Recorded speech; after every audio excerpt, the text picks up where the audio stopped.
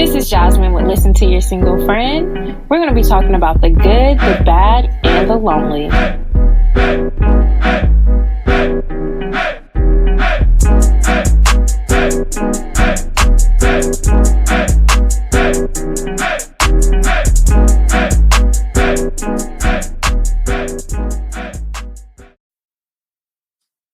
Hi, friends. This is your host, Jazmine Karess.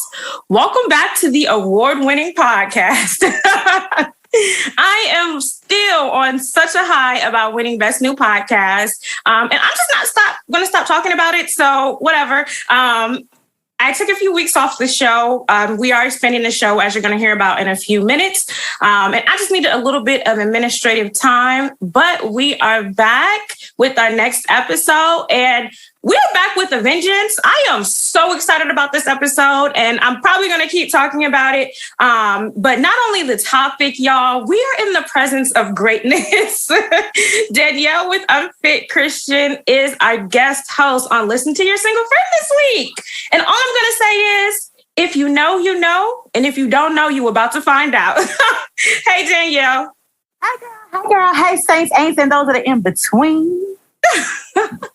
I am so excited to have you here, girl. Oh my God. I'm going to keep saying it, but I'm like standing and y'all are going to, if you don't know, you're about to find out, but y'all going to see why I keep like getting so excited about this. So this week we are going to be talking about purity culture. I actually teased this topic on episode 15, where I talked about Paige and Krish from Married at First Sight, which was a mess. But a lot of you guys reached out to me and was like, I need you to do a full episode about this. So here we are. We're going to get to know our guest Danyelle in a few moments. But first, let's keep the conversation going on Instagram and Facebook. Listen to Your Single Friend. Twitter is Your Single FRND. Make sure to tune into our accounts on Fridays for Screenshot Friday. Danyelle, Screenshot Friday is basically where people send me DMs, dating app messages, their inbox, where it's just some shenanigans. And basically we just talk shit and just go in. Like Screenshot Friday is crazy. So yeah, it's shenanigans. You know, I try to throw in a little razzle dazzle and give like some cute stuff, like guys saying, "Hey, I'll mow your lawn for you this week." But for the most part, it just be bullshit. Because we be having fun. Yeah, we be having fun. Also, I'm uploading these episodes, the audio version, to YouTube. So please check me out over there. The website for more information is listentoyoursinglefriend.com. I have been off for 2 weeks, so I got some church announcements. Bear with me, Danyelle.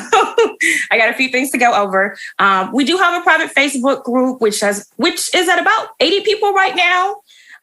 It's a safe space just to talk or complain about dating. I share some of my own dating stories, stuff that you may not have heard on this show yet, or just, you know, the day-to-day dating crap that we come up with across from the internet. I just love having a smaller community. The Instagram account is big, but it's crazy. So this little small community, I get to really connect with you guys kind of one-on-one. So just search the name of the show. It should pop right up on Facebook, or just send me a DM to join the group so you can hang out with us over there. Also, this is not a drill. I am on Patreon. So if you follow any other podcast, you know what Patreon is. For those of you who don't, Patreon is a subscription platform where you pay a small amount a month.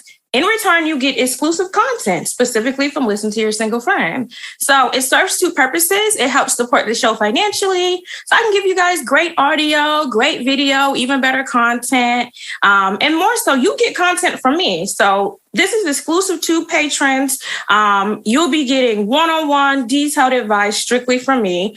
I do have 3 tiers. The lowest level is $3 a month. That's it. $3 a month for the lowest level. You can find $3 of loose change in your wallet right now. Right, Danyelle?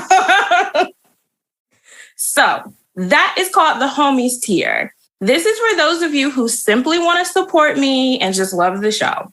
The next tier is Close Friends, which is $7 a month and lets you get access to my new spinoff show. You heard that right. Listen to Your Single Friend has a brand new show, and it's called The Lover's Lounge. Ooh. You can only get access to this show as a Patreon subscriber. In the Lover's Lounge, I'm offering my thoughts and opinions on popular dating shows like Married at First Sight, Love Island, The Bachelorette, etc. First show I'm covering is Ready to Love DC. It just started 2 weeks ago. Already fucking shenanigans. Danielle's like, oh my God. The cast was shenanigans. I can't even imagine the episodes. When I saw the flyer, I said, no, God. I've only been to DMV for a few months. I'm an Atlanta native and been to DMV for a few months. And I know that there are better offerings than what I saw. I know. Listen. So we get into all of that on the Lover's Lounge, okay? Because I too am here in the DMV. I already released the first episode for free just because I love you guys so much. But there are 2 more episodes up now and 1 on the way. One of the episodes that is out right now has exclusive tea on the cast. Because I am local to the show, I know people who actually know the cast. Yes, girl. Y'all are not gonna want to miss It's some tea. It's some tea. It's some shenanigans. And it's so fun watching things play out on the show, knowing what I already know. So y'all need to go ahead and get access to that tea episode and the rest of the season of the Lover's Lounge as soon as you subscribe. Finally, there is the Best Friend tier. For $12 a month, you get access to the spinoff show. Plus, we can communicate regularly. As I mentioned before, with the show getting bigger, sometimes it's hard to keep up with your awesome messages and dating lies. I be all up in the business, but I really want us to stay connected. And I just want you guys to win at dating. So in this tier, you can send me the messages you have from your boo that you need help deciphering. I will help you craft out responses to these messages when you're not sure how to respond. We went over a lot of these typical dating questions in the last 2 episodes, but sometimes when you're on the spot with a new boo that you like, it's hard to figure out exactly what to say. I'm also going to do dating app profile consults. Y'all send me y'all dating app profiles all the time, and I be having to get y'all together. So we're going to do that. We're going to make sure the hotties is swapping right on you, and we're going to make sure you're presenting your best self in the dating world, because that's what besties are for. So go ahead to patreon.com. That's patreon.com/listen to your single friend and become a patron now. Now we're going to go and throw back to trivia from last week. Danyelle, we're going to let you take a stab at this trivia. I'm going to say it and give you the multiple choice answers. And then you have to guess. And then I'm going to tell you if you're right or not. All right. Okay. Okay. 4 out of 10 blank dating relationships result in marriage. Is it A, college, B, workplace, C, church, or D, bar/club? Okay. All right. Let me give y'all my logical thought process, okay? First of all, I know it ain't church because niggas at church ain't shit. So we're going to eliminate that immediately. Cool. I like this logic. Sorry, I love church, but you know, between the musicians and the preachers and like the deacons, like we just... Girl, I don't even want to talk about the musicians. Okay. I don't even want to talk about it. As what's understood that need to be explained. Yep. Was bars, clubs, right? Mm-hmm. I would believe 4 out of 10 of those happen. I don't know. I do think some of those lead to like permanent relationships, but I ain't sure. Okay. And then like it was college, and then what was B? It was college and workplace. You eliminated church and the bar/club. I'm gonna go with college, actually. Okay. Workplace is good for getting, a little work husband, work wife, maybe a little sneak and freak. I used to work in corporate, and I could tell you the places that people used to sneak and freak. And we used to have, like, by my old campus, there was like a few hotels. Ooh. Folks, actually took the courtesy of going to the hotel. Other folks parking day and act like you couldn't see them, but you could see them. So, ooh, not in the what? Listen. They are not even trying to be a sneaky link at that point. Not sneaky linking, okay? And it's like, hey, we know at least a couple of y'all are married, but you know what? That's not my business. Girl. I'm gonna vote college. That's my final answer, Regis. Okay, got it. You don't want to phone a friend? We locking it in. I'm locking it in. Okay. You were very close, but no. It was workplace. I just knew you were about to get it right. Hey, your logic was so good. Like, you were like, nope, I know it's not this one. I was with you. I was hoping the church one was going to throw you off, but you know what I know. And you know that wasn't a fucking answer. Just saying. No, it's workplace, which just from the employer that I had previously, I was at that company for almost 10 years.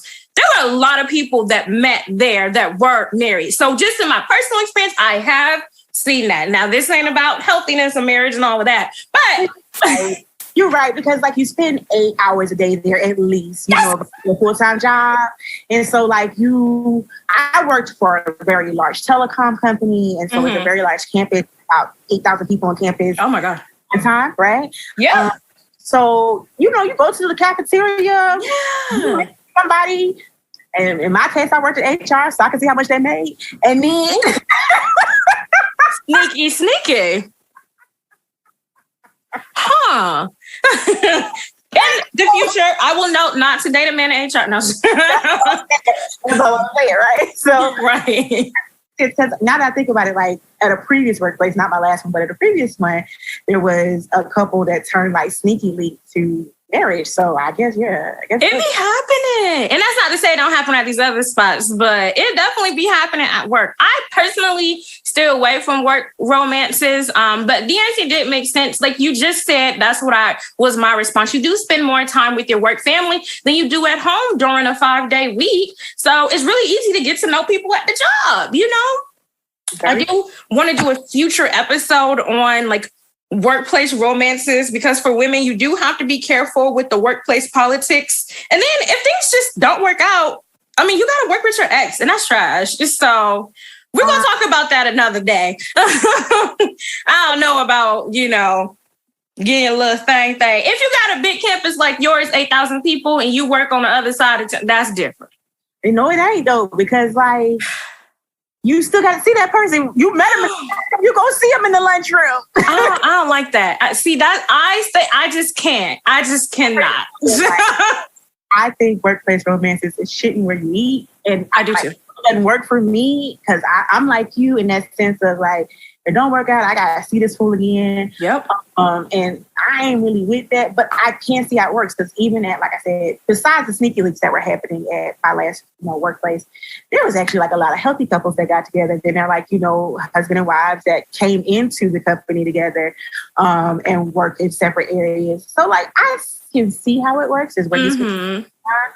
But then like not only the breakup, girl, think about like, I ain't gonna lie, like I would love my spouse, partner, significant other, whatever, but like you gotta see them all day, every day. Like, you know, I mean, if you're married, in theory, yes, but most people, both partners are working full time. So no, you do not have to be with them. And I said this before, I want to talk to some pandemic couples. I want to talk to couples who met. I want to talk to couples who were already together prior to the pandemic, because I feel like there's a distinction. I know people who are very happy and met during the pandemic, but you kind of created this coupleship in this little special type of world we're in right now. I want to talk to those who was together before the pandemic. How did you deal with being with your partner all fucking day?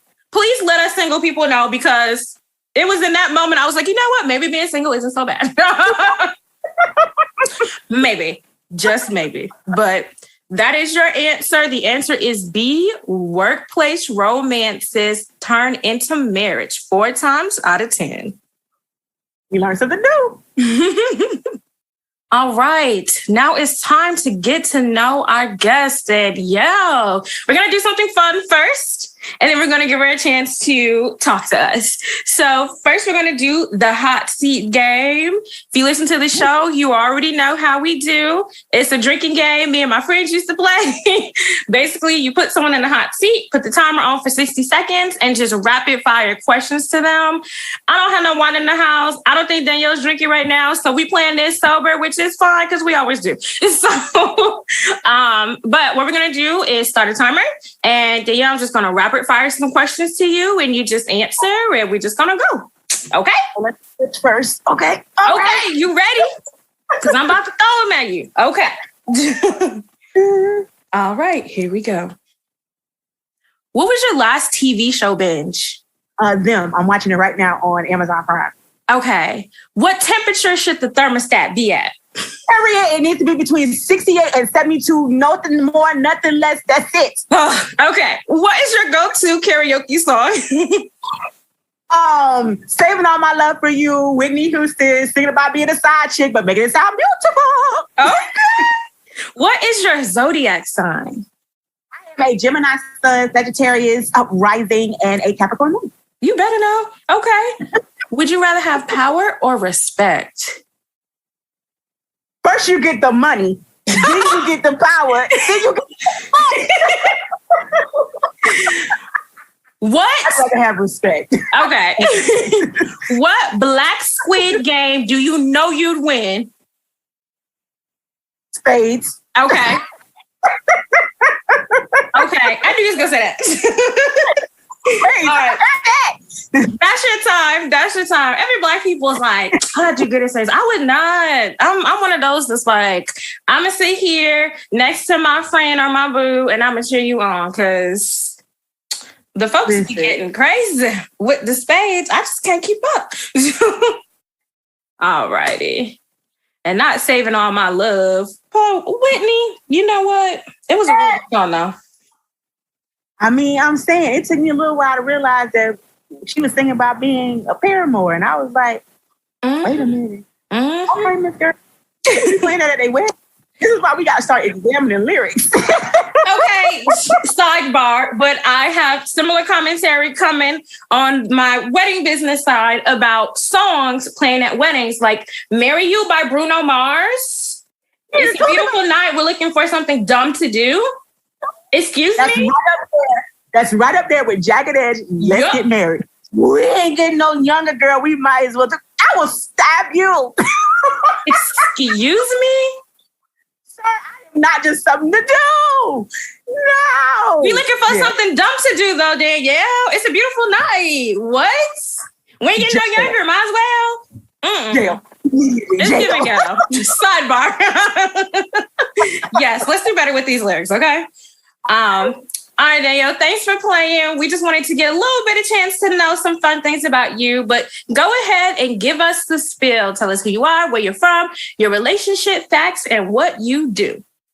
Ooh, okay, so this is exciting. So, hi, everybody. My name is Danyelle Thomas. I am the founder, digital pastor of Unfit Christian, which is a digital platform which challenges our experiences of God at the intersection of race, gender, sexuality. So what I do in a nutshell is when folks just have had enough of white Jesus and they're considering atheism, they come find me so that I can give them a whole new faith that actually takes into account all of who they are. I was born and raised in the church. My father was a preacher, so I am a PK. My dad was Baptist. My mother was Church of God in Christ, Pentecostal. So I am definitely Baptistogic. Okay. Church history. I am unchurched now, so I do not tend to attend religious services regularly, but still very churchy, which means like I still will shout in your face, and I still love to have me a good little praise break. Okay, so that's definitely. So I have been working with Unfit Christian since 2016, which I launched in April, a few months after my dad's passing, kind of just as a way for me to process grief and also process our relationship to the faith. So I was born in Tallahassee, raised in Atlanta, and am currently maturing here in the DMV. On the side of the DMV, I am in Maryland, and it has been such an adventure just kind of experiencing things here that I have not experienced elsewhere, like fall. I'm actually getting to experience a real fall. Okay. Have you seen snow? I have seen snow, but not snow. So like, I'm already like, when it snows here, I've got to go get my bread and my milk because I don't know how y'all out here operating in real snow. I'm from Michigan. I can say they operate very poorly in the DMV. 1 inch of snow, whole city shuts down, which is funny as hell for me. But I'm just like, guys, it's one, but they're just not prepared. So, it is what it is, but it's still funny. That's me being from Atlanta. It's like we shut down for a quarter inch of snow. It's done. Yep. So that's that. Relationship-wise, so I actually just celebrated last week 3 years single. Yes, celebrated. Okay. While I do have that anniversary again, I would like to be partnered, but I did celebrate 3 years single. I broke up with my ex in October 2015. Mm-hmm. And I did a lot of healing, a lot of growing, and a lot of now, like, I'm hoping this is my last single anniversary. Okay. But if it's not, I will still celebrate it again. So, yeah. You changed in the course of the show. Now I got to start asking people about their single celebrations. Dang, that was good. We spend so much time, like, mourning our singleness because we have ideations around where we should be relationship-wise, what it means to be in a significant relationship.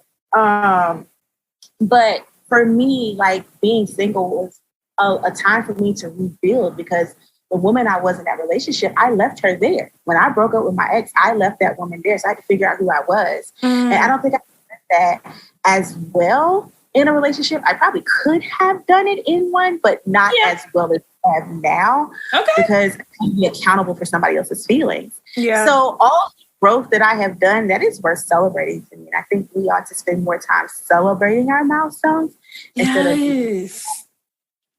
I love that! Dang, that was really good. Celebrating it's a milestone, girl. I mean, if you wanted to take my show over, you could have said that before we started. No. Dang. That was really good. I want to talk a little bit more about Unfit Christian, though. I found my way. Okay. She passed to Danny in the Facebook group, but I found my way to Danyelle in Unfit Christian Congregation, which is the name of her huge ass Facebook group. I mean, it's major. Because I want to say it was the article, which we will talk about later in this episode. There was a very big article that she put out, which we're going to talk about in a minute. But I think I may have discovered it before then. And this was several years ago, around 2016, 2017. So I'd like to say that I was an inaugural member. Probably not, but I've been in there for a few years. And it's just a great, experience. I grew up Kojic. I definitely, had some concerns about some of the things happening in the Christian world, specifically around sexuality and around, this purity culture that we're about to get into in today's discussion. And the congregation, it's just so awesome. There are pastors in there. There are people that are in, all the times like theology school and stuff like that. Like there are, people who are in it. And then there's also atheists. And then there's also people just questioning. And it's a safe space. Now don't come in there acting a damn fool because they will drag you to hell and back. We'll act right back up with you. They will drag you. Come in there talking some nonsense if you want to. But I will say it is just it was interesting that you said you haven't been to, a church, you know what I mean? But the congregation feels like that. It feels like a form of ministry and it feels like I'm involved in, and a lot of people have that same description about the group. It's just a really, really good space and platform. So I love it. And I just love being there. And I love the things that I've learned. They will absolutely challenge you, and it's not in a, how we do with church. They'll challenge you with love. But I don't know. I discovered Danyelle then, and I love the group. She's also a phenomenal writer. I just got my first paid freelancing gig that I will be announcing later. But I also look up to her. Thank you. I look up to her as a writer too, because you're on, don't let me lie. Are you with Madam Nowhere? Who are you writing with right now? So I actually just had a feature drop from Madame Noir. I actually do have a problem with them that I haven't written on in a while because my life has been interesting. I primarily, when I freelance, it's just kind of like, who can I pitch to that I think this is going to be well with? But that's where my comment is, Madame Noir. You were right. Yeah. Okay. Cool. Yeah. So, but even on her own blog, which is unfitchristian.com.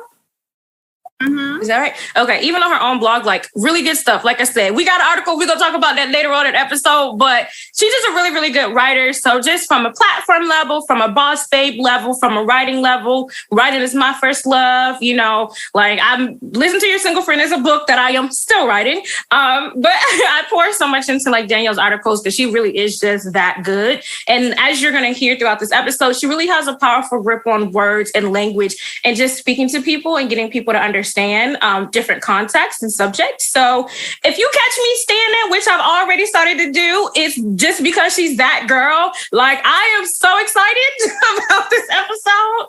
Such a joy. I'm super excited. But let's go ahead and start the show. All right, guys, now it's time for the quote of the day. I'm always going to start you guys off with some positive vibes. The quote of the day this week is, be the kind of energy that no matter where you go, you will always add value to those around you. I really like this. Like, it made me think of, like, you've ever met someone like briefly, just for a couple minutes, and you're just like, wow, that person like is just really amazing. And they give off really good vibes and energy. Like, I love interacting and connecting with people, especially in dating. We have a tendency to like, you know, commit to an end goal and wanting it to be a marriage and a relationship. But sometimes it's just good vibes. And it may not go past the second date, but it's just good vibes and it's good energy. So, you know, when I'm going out, as I present myself, even in non-romantic situations, just presenting myself and reminding myself to show up in that kind of way that makes people feel something. All right, guys, now it's time for Goals and Goofies. This is the pop culture segment where we talk about all the shenanigans in the world and on the internet. With goals this week, I'm not actually sure if this is goals or not. Danyelle, we're going to have a little bit of a discussion about this because I'm a little bit undecided, but I have some thoughts on this. So I'm not going to call this goals or goofies just yet. We're just going to talk about it. So Chloe Bailey, which is one of the two of Chloe and Halle. Halle?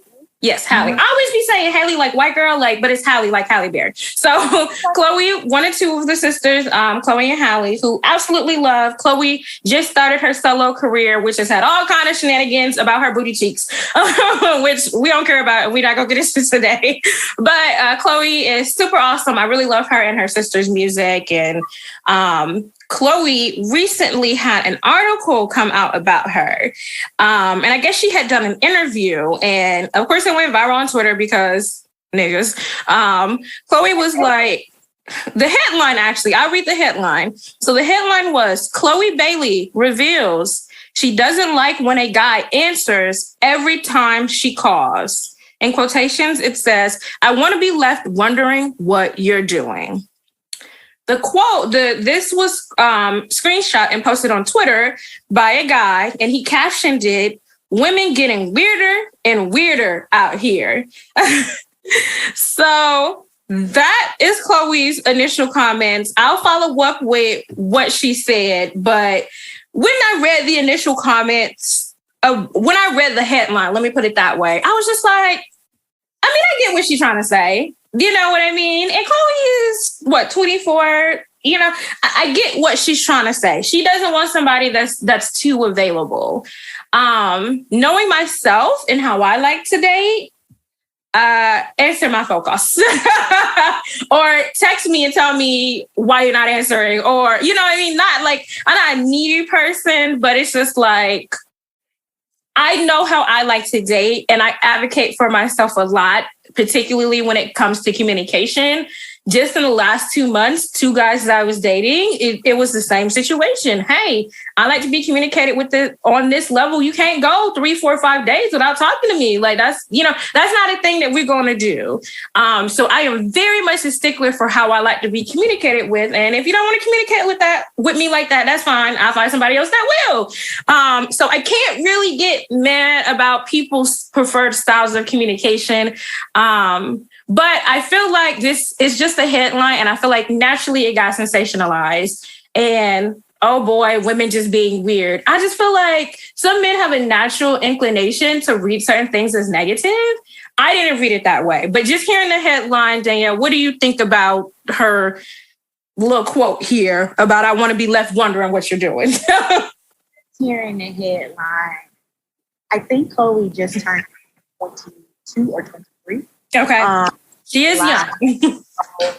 I like you. I get where she's going, and the hesitancy comes from the reality that it's still a poor communication of how you want to be communicated with.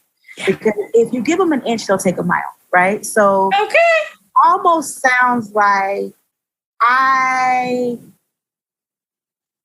don't want you to communicate with me regularly, but I do, but I don't. Like, you know, it's not clear. She's not making a clear, hey, because what I'm assuming is, hey, I'm a busy person, so I'm not going to constantly be able to sit here and text you back and forth and respond within a certain period of time. Mm-hmm. I need you to be okay and to know and be secure that it's not a reflection of my feelings for you, but that's a reflection of my, you know, place in life and what's happening in my life right now. Mm-hmm. I know some comments recently because, you know, people are constantly questioning her dating life. Yeah. She was like courtside with another entertainer. Yeah. For her on Instagram. Yeah. And so people are like, oh, are they together? Are they not? And I believe she was made the comment that like music is her partner right now. Music is faithful to her. She goes home to music, like all of those things. I get where she's coming from in the sense of like, you cannot expect me to be like, you know, maybe a less busy person. Right. So I don't have time to give you that. However, what I hear is you can treat me inconsistently and I will be attracted to that, right? Leave me wondering what you're doing. It's almost like an invitation to a fuckboy. And see, I was set it up, you know, real nice before we got here. But this is what it feels like to me. It's like it's invitation to be a fuckboy. Yep. With my feelings and with communicating with me. Yep. And so I just wish that she would have better framing. And my hope is that when she's talking to people that she's actually interested in dating, that she has the tools and the necessary conversations to say, you know, this is the kind of communication I need. And imagine a guy wanting to date Chloe right now, and you read that. Imagine him wanting to date her and he read that. He's going to be like, oh, don't answer the phone calls? Cool. Hell yeah, I'm busy. I'm busy looking at you call because you said you don't like me call answering all the time. Hey, correct. I'm trying to match your energy. I'm trying to match your expectations. And that's why I started that with, I'm real big on what I expect. You know what I mean? And if you put something like this out here, you got to be real careful because the niggas will nig. They will. And a guy who may have good intentions might read this and be like, okay, I don't want to seem too available, but I do want to hear from Chloe fucking Bailey when she calls. But she said that she don't like that. So there's just this big thing in the early dating stage about not coming off too thirsty or not seeming like you like the person too much. And I feel like the beginning stages are so hard because everybody's overthinking. I don't want to do too much or be, you know, not be who that person likes. And it be giving real ghetto. Like, I'm just like, guys, come on. Like, you don't want to give that kind of messaging out there. Let me read her response. Okay. So after this went viral, Chloe was like, crying emoji. I meant if someone is really on their grind, working hard on themselves, they won't always be available. Because I'm not. Of course, I want you to answer my calls and respond and be all up under me. And then she posts her sign. She is a true blue Cancer. Always fucking crying. I love me some Chloe, but I don't want to see another tear unless she win a Grammy or something. Like, that girl is always crying. But if you know Cancer, if you know Cancers, you know. So she was like, of course, I want you to answer my calls, respond, and be all up under me. But it's also sexy to know someone is working towards something great and is busy too. Yeah. That's cool, Chloe. And I agree. But my sentiment still stands. I like a man that's busy and working, but I also know, okay, between 8 to 5, he's working. So no, you may not answer my call if I call between 8 to 5 because you're at work. If you answer my call while I call you at work, that's cool. You know what I mean? But it's like, we're going to have that type of situation where I know what's going on. I was going to say, like, to me, even with that, like, as an entrepreneur, you're busy as an entrepreneur, as a podcaster, as a writer, as all these, right? So, like, I can text somebody and say, hey, I have a meeting right now between, this time and this time, but I was thinking about you and like, I just want you to know, like, this is why my time block is what it is. There are still ways to communicate care, interest, and investment, even with busyness. So like, you get to that point where you're just like, well, when the way she's explaining it, that's why I said you have to have proper communication tools, because if you just put it out there half-assed like the headline is, then you are inviting people to treat you in a way that's not actually what you want. Exactly. But be busy and still communicate well. Being busy is not an excuse for poor communication. It's just not. Okay. If it matters, then you're going to do your due diligence to communicate in a way that says, you matter, I'm busy, you matter. Yeah. And you're going to make that kind of space for that person as it becomes available. But even to your point, like, I am fucking busy all the time. And other than recording an episode, if I'm writing, if I'm doing my other business, whatever, I want you to call me. You know what I mean? And if I'm calling you, I may have been working on 2 hours worth of writing, and I may have just called you just for 5 minutes to say, hey, I've been working so hard. I just need a little brain break. What are you up to? Share some funnies. Give me some good spirit and energy. Let me get back to my grizzy. Period. Like, answer my fucking call, okay? That's what I'm saying. Answer my calls. But we love Chloe. I guess the goal here is advocating for yourself. That particular headline, I mean, she cleaned it up. So I get what she was saying. I just think she's not at the point where she really has the words to really express what she meant. And she's still young. So, in a couple of years, she's going to get it. And she's going to be able to say with more clarity what exactly she was trying to spell out. So I won't even call that goes or goofies. I'll just say Chloe's navigating life. So... Well, I have so much love for that baby because I just want to protect her so much. Me too. I feel like she's trying so hard to self-integrate. And I get so frustrated when people are, they have so much criticism for her. Mm-hmm. 22, 23, I'm going to say and she is navigating her young adulthood in the spotlight. Like most of us had a chance to self-integrate apart and away from like, having millions of people literally watch your every move every time you post. Right. And comment on it. And they comment on it. And so like when people are like, oh, she's forcing her sexuality, I'm like, is she really trying to navigate and figure out how to self-integrate? Because if you pay attention, she has this very, sensual, deeply in tune with her divine feminine presentation as a performer. Mm-hmm. Watched her as just Chloe when she is, have just posting or she's on live with Hallie or, I noticed that she, even after her shoot for Have Mercy, where like, she's giving these very provocative moves. When you see her on set and you see behind the scenes photos, she's covered up. She's very chill. And actually, Chloe's a nerd. I'm a stan, so I know Chloe's very much a nerd. Like, she just...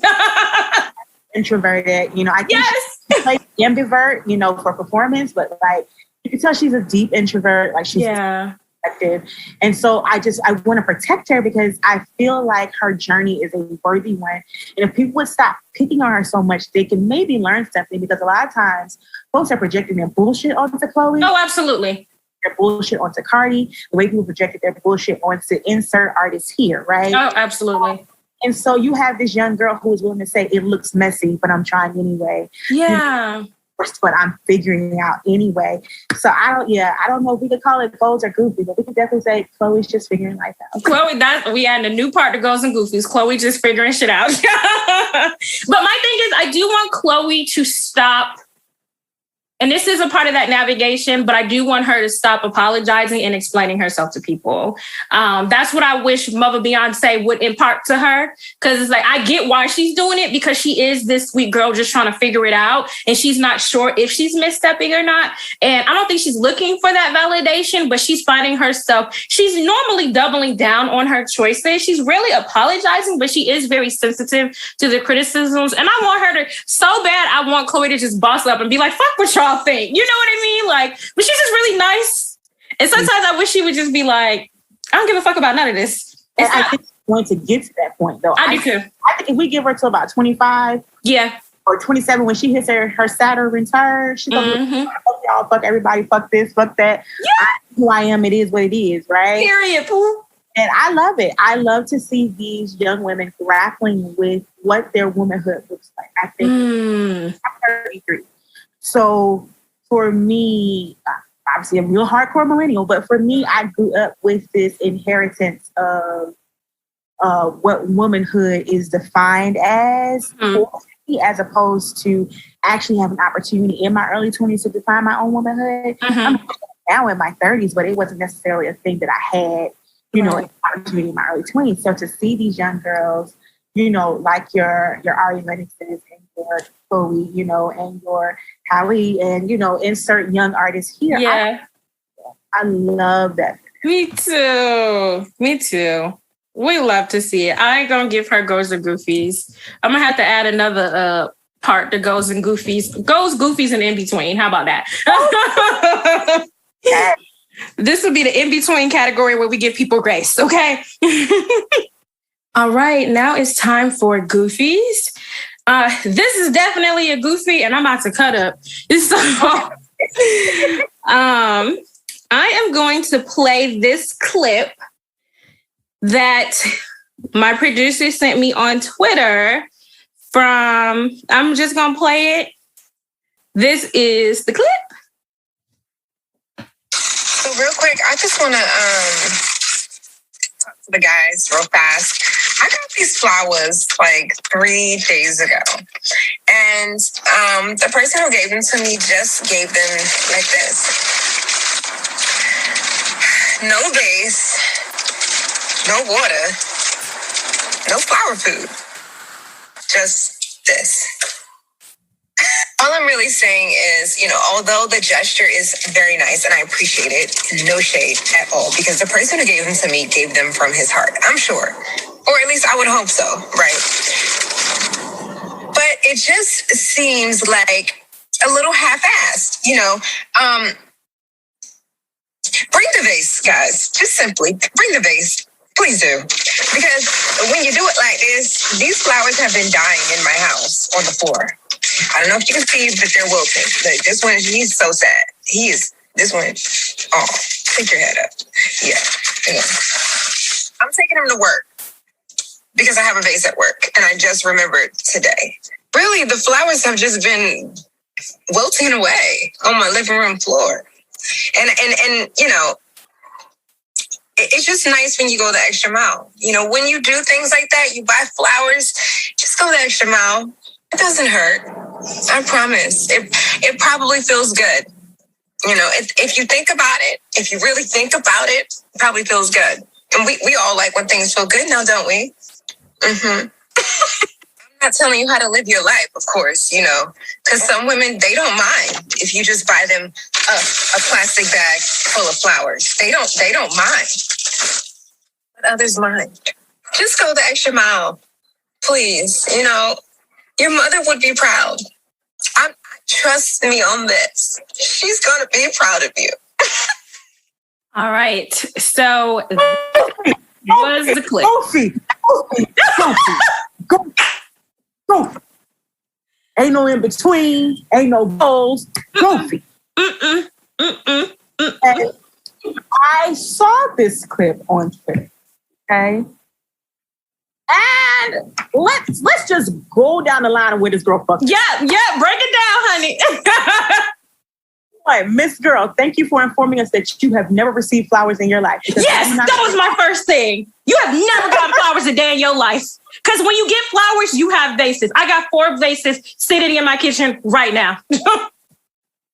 Period. Secondly, Miss Girl, it is $1 at the Dollar Tree to go get a vase, however you prefer to pronounce it. You could go get that. But let's say you ain't have $1. Let's say you ain't have $1. Why were the flowers sitting on the floor for 3 days?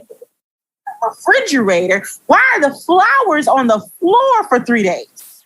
I had to ask myself multiple times. I was like, did she say on the floor? She said on the floor. She said it more than once too, with no shame. Yes. Now you up here trying to be Miss Like, I'm a high value woman. Because that's what that bullshit was, right? That's exactly what it was. Level up, high value, divine, feminine, attract a high value man bullshit, right? She's trying to give us, but Miss Girl, what you gave us was a clear indication that you ain't never been nowhere before, right? Like the old folks say, for me in the South, as the old folks say, act like you've been somewhere before, right? Like you got up here did all this talk about go the extra mile. It didn't have any flower food. It's probably a grocery store bouquet, which means it was flower food attached to it at the stem beneath the plastic. I noticed because I buy myself flowers all the time. Too. Because I've been somewhere before. Like you, I have multiple vases to choose from should I need one. But you know what? Again, let's say she didn't have $1. Why do you put them in the fridge? Or, just a guess, take a cup, girl. Just take a plastic cup. Do something, damn. Flowers in it. It ain't that deep. And the food was in it. So she did a TikTok. So she put over there, like a line or whatever that said, my bad, the flowers were in there. Yes, they were. They're always in there. They are literally always fucking there. And that's how I know you ain't never got nice shit before. I just bought myself some $5 roses. $5 roses. Like he went the extra mile when he bought the flowers. Like, since he bought you flowers, like, That's very mean for you to go and make a TikTok. I was just like, hey, imagine that poor fella looking at her TikTok. Right. You ain't gonna get shit else. When I tell you, I was just up here like, no, Miss Girl, this did not get what you thought it had gave. Because, like, all you did was show us, like, how much y'all are not prepared for what y'all claim y'all want. And you know what? Because all I'm saying is, like, there is more to bringing value as a partner than your aesthetic, than, going by the script of what it takes to be high value.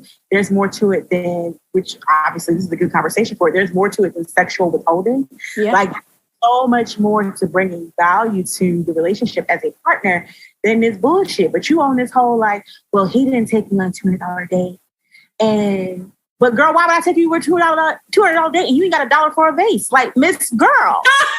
I mean, let's talk about it. I just don't understand why you don't already have. Listen, I don't throw my vases away. I keep them for that exact reason. When a gentleman brings you flowers, you need to have a vase to put them in. And to your point, I didn't even think that far. I just go buy a vase. Like, it just wasn't that deep. And I feel like she really thought that she was doing something.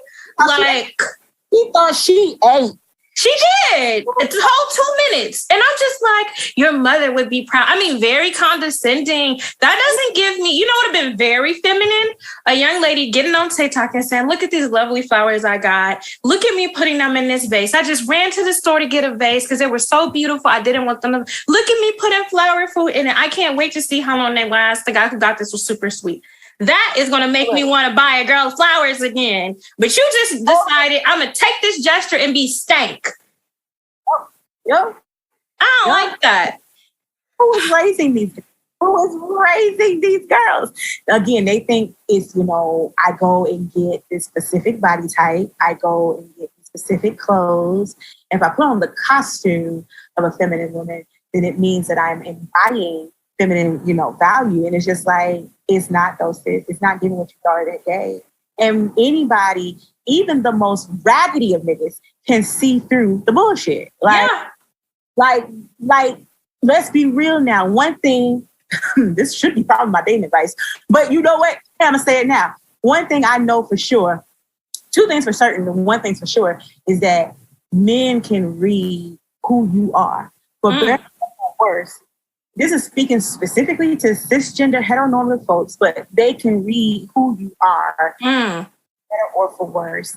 And like, I say that to say is that like a lot of men who can see a woman who is high value, she may not recognize it, and he knows that she is beneath her station, will begin to engage in tactics to manipulate and gaslight her to bring her down to where he actually meet her at. Same thing with a woman who does bring value to a man who is ready to have someone of value in his life.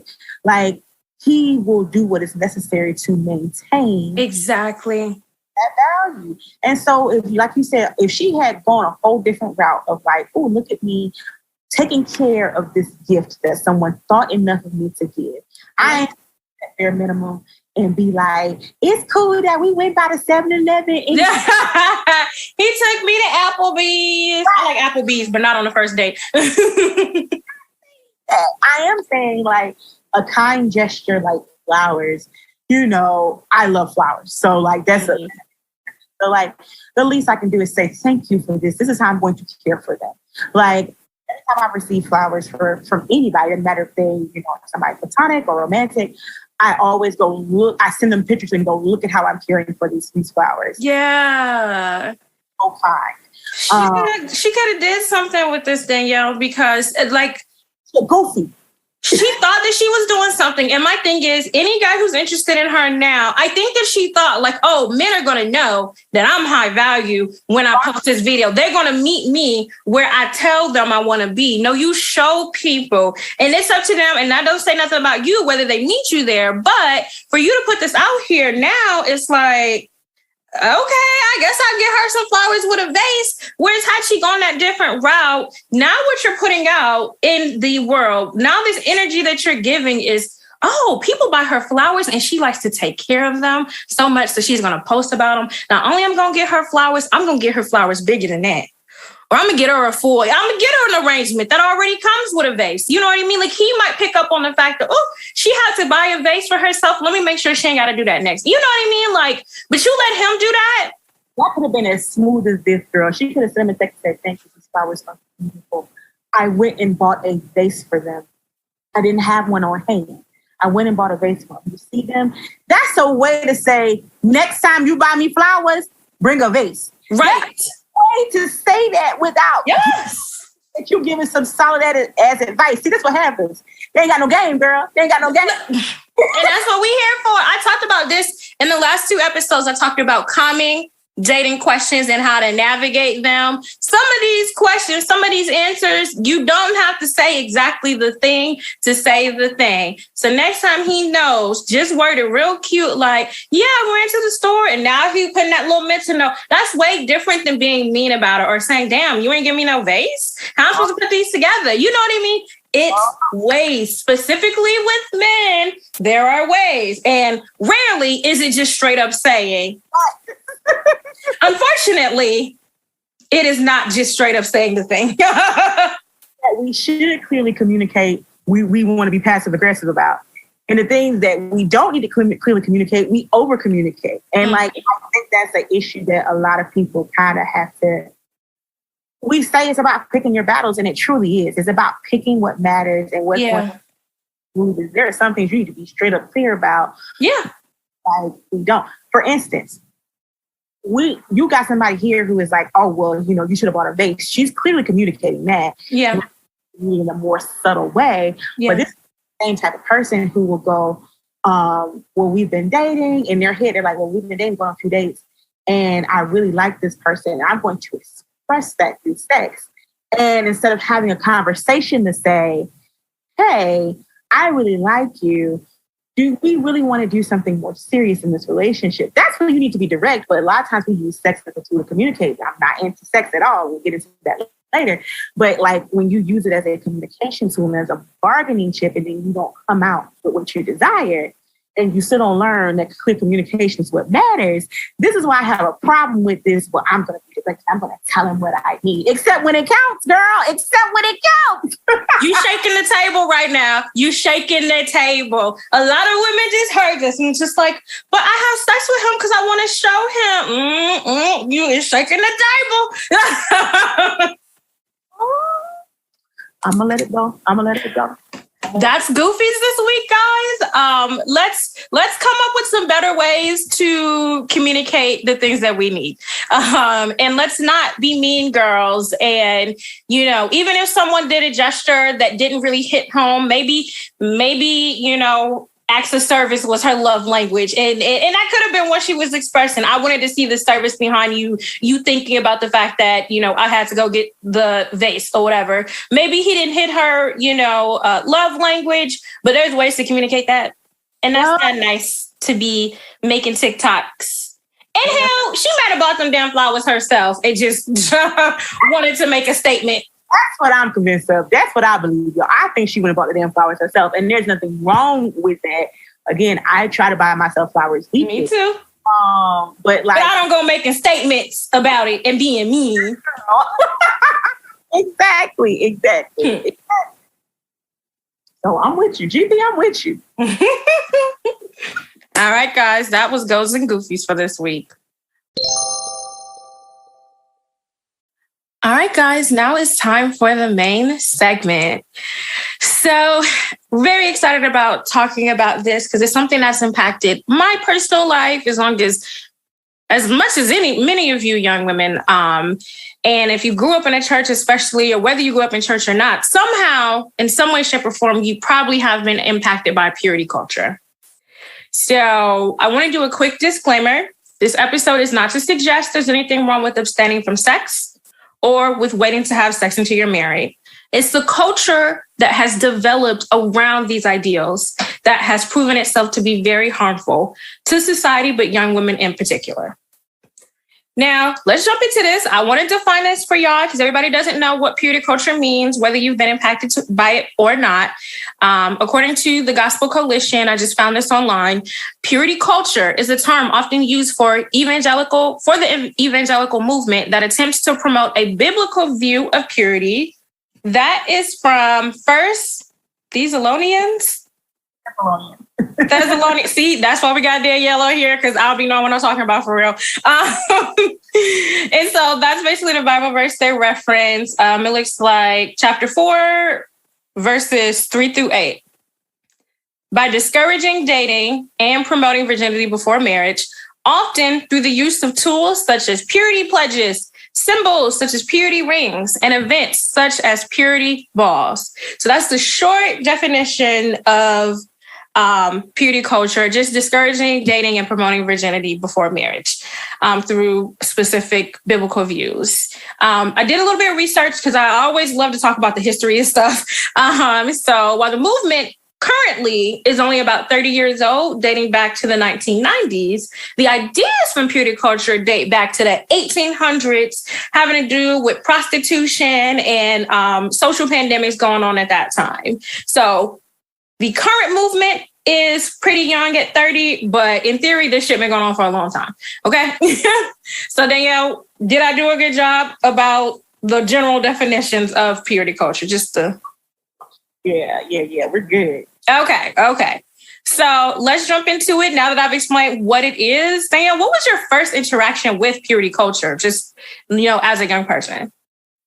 So I'm going to be honest with you. The first messages I started getting about my body, or the body at least, around age 5 or 6.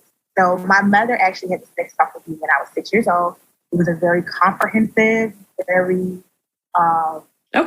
scientific, not like so disconnected and removed, but like she was honest with me in a way I don't think a lot of parents are with their children, particularly at that age.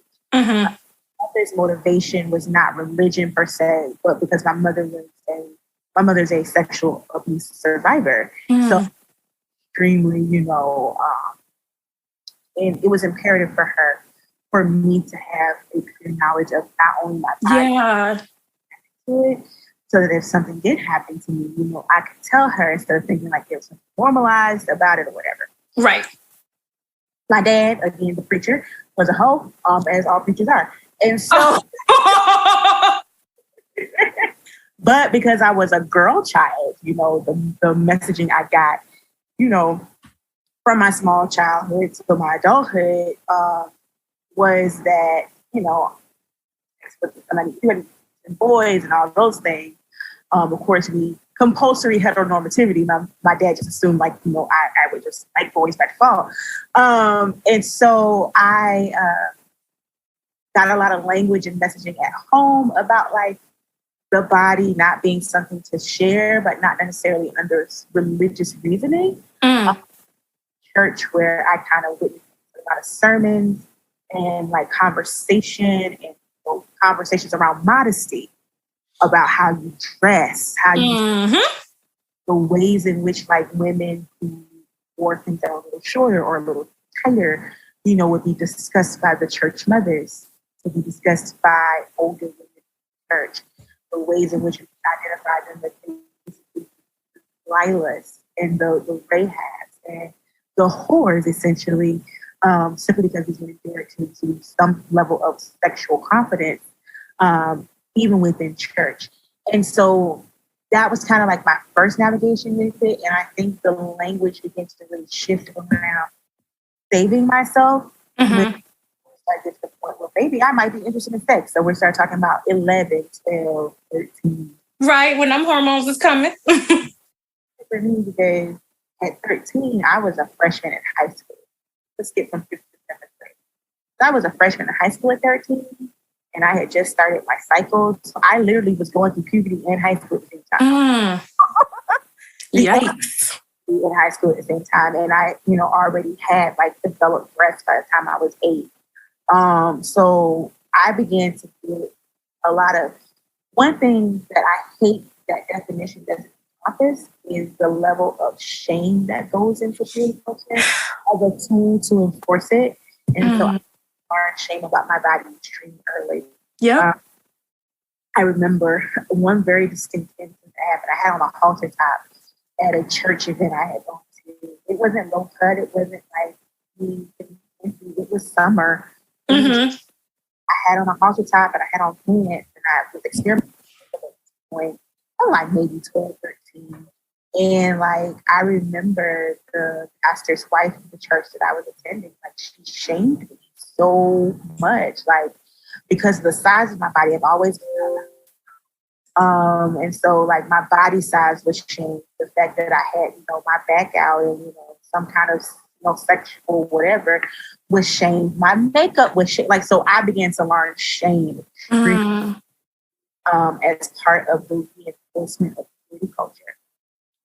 Let's talk about this for a second. You hit on a lot of good stuff, but one thing I want to touch on is about the sexual abuse and how we associate that with purity and modesty. I will never forget. So I grew up Kojic. One of the first things is like your dress is being at a certain length. And even then you would have to put a cloth on your knees. And so the theory was that you don't want to tempt the men in the church and the pastor. And even young, I was a little smart ass, but even young, I'm like, well, he's a pastor. Why would he be wanting to look at my little ashy knees? But I want to take a moment and sit there for a second, because right then and there, the onus stops being on women, or in my case, young girls. And well, no, it is on us. The onus is on us to control that. And it stops being on men to just not, be gross. So, full trigger warning for those who are listening. I am about to make mention of sexual assault, sexual abuse, manipulation, things involving sexual exploitation. So if you need to take a moment and pause so that you can center yourself, please do so now. Please take care of yourself. With that said, I think it is important to talk about how purity culture is extremely rampant in evangelical churches, as is a lot of stories of sexual abuse and sexual harm. Mm-hmm. I experienced my first unwanted sexual contact when I was 7. Mm-hmm. I can see it like it happened yesterday. Oh right? My gosh. So like he didn't physically touch me, but like he exposed his genitals to me in a parking lot and like laughed and thought it was like he was really getting his jollies off on that.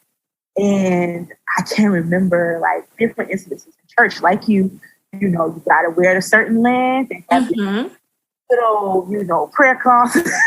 Wear your tights, fucking tights. Slip, all of the things. Oh, the slip. Right? Obviously, this is coming from trauma. Okay.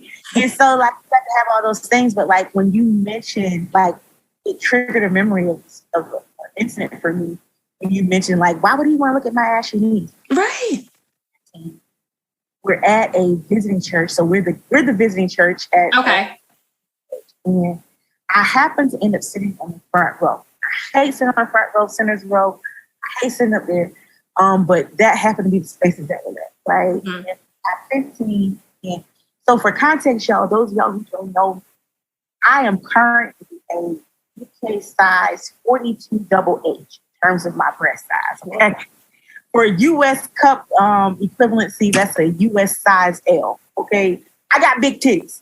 Me too. Big titties have always been here. Okay, and so like at that point, they weren't as big as they are now, but they were. And so I almost, as a big titty person, any shirt you make can become low cut. Like you yes. Put it on, you got them big old titties, it's gonna be low cut. So, trying to put me in button ups, that ain't gonna work. I got on a full suit and undershirt under it, and it's like a little scoop neck, but because of my breast size, it's a little. And I'll never forget, like standing on the front row, and this man who is at least 3 times my age, a deacon, 3 times my age, looking down my shirt, right, objectifying me. Oh my gosh. The one causing him to sin, right? I'm the one that's immodest in this situation because I should have been covered up. I should have known that all these things. At what point are we going to stop infantilizing men as if they are incapable of controlling their own urges? He made a deliberate choice to look at me. You knew I was a minor. You knew I was a minor. There was no question. Like, first of all, I don't even look 33. So at 15, I certainly didn't look grown. Right. So you knew I was a child, and yet that didn't bother you. You still were looking at me. And right. It made me uncomfortable. And that's just one of many incidences I could think of in church. But this is also a church that taught me to feel the shame of that incident versus saying, there needs to be some accountability here. And it's not me, the child. It's not me and my woman body. It's right. a deliberate choice to overtly sexualize me in a way I didn't consent. It's a good place to start. It's heavy, but it matters because as we're talking about the history, we have to talk about how this starts and how it starts to inform our dating lives and our future sex lives, because there's this shame associated with it. And what are you doing if you're teaching younger girls? It is your 15-year-old fault that his 50-year-old ass was staring at your boobs. Yeah. What does that do to a young woman growing up? It fucks you up.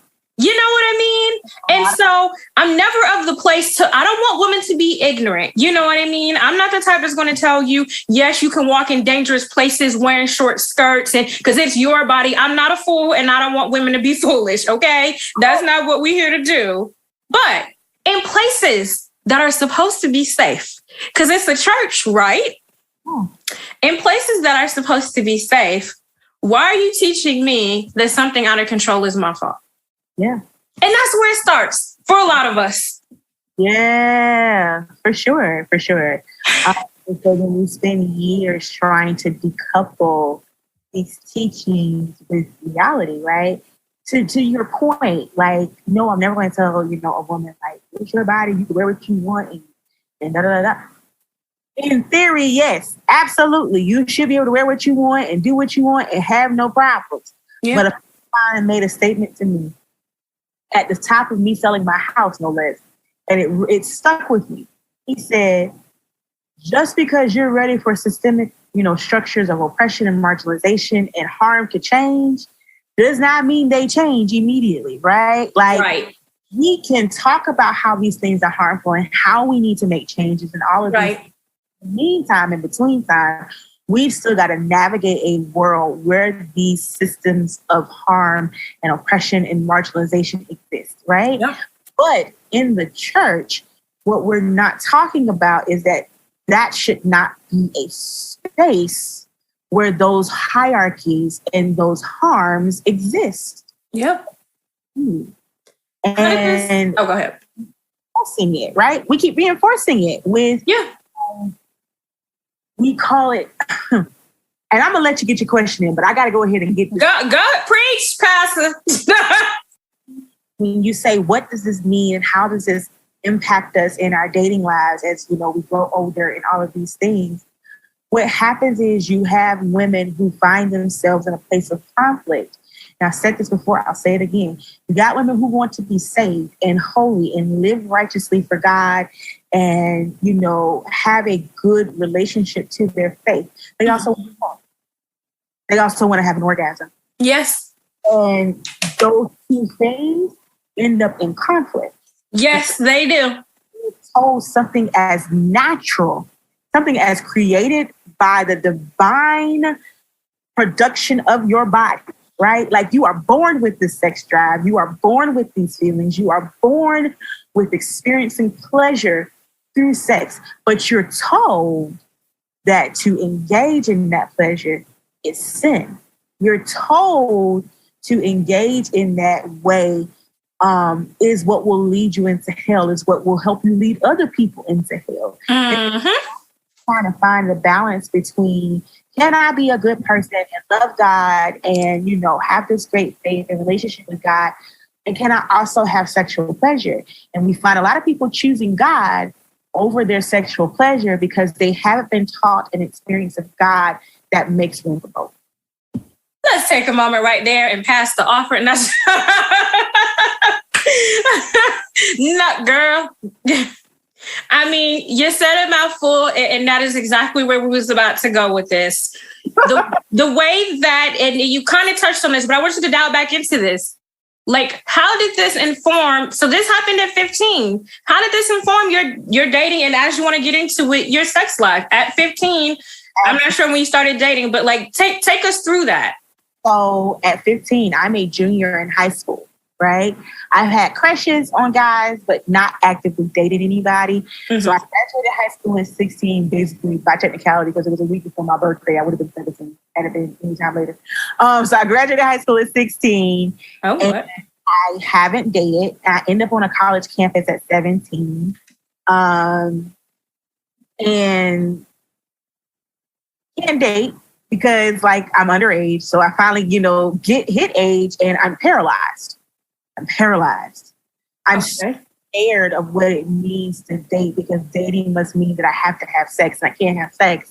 I can't get unright with God, right? That's the problem. You go out into this world and you start becoming worldly, right? Because I've left the safe cocoon of church being my only social life, right? Mm-hmm. Church and school and home. That's the nucleus of my social life. Okay. But college and, I'm on campus. I went to Georgia State University, so downtown Atlanta, you're not only on college campus, but you're in the heart of the city of Atlanta. So you get to interact and, see the world in a whole different way. Did you stay at a dorm? I did not. I stayed at home. Right? Okay. Another thing, right? I stayed at home. So you still kind of got your foot in and out the door. I stayed at home because on one hand, it was practical. It saved money. But right. Of course. It's that safe space. Like you said, 1 foot in, 1 foot out, right? Mm-hmm. So I actually started dating somebody when I was 19 and just a few months shy of 20, actually. And, when I turned 20 is when I finally lose my virginity, right? So my first boyfriend, not my first crush, not somebody, I've had romantic interactions to this point, but no official relationship. Mm-hmm. I went into a relationship with at 20, I decided to have sex. Or it's kind of decided for me, right? So it's a nonverbal consent. I think if I had the language then that I do now, okay, I did not consent to this. I consented to this part of the sexual experience, but not the rest of it. So at that point, I consented to getting head. He was eating me out. Ooh. But that's why I said I had kind of had those experiences to that point, right? But I had not had penetration. And so I have penetrative sex with him.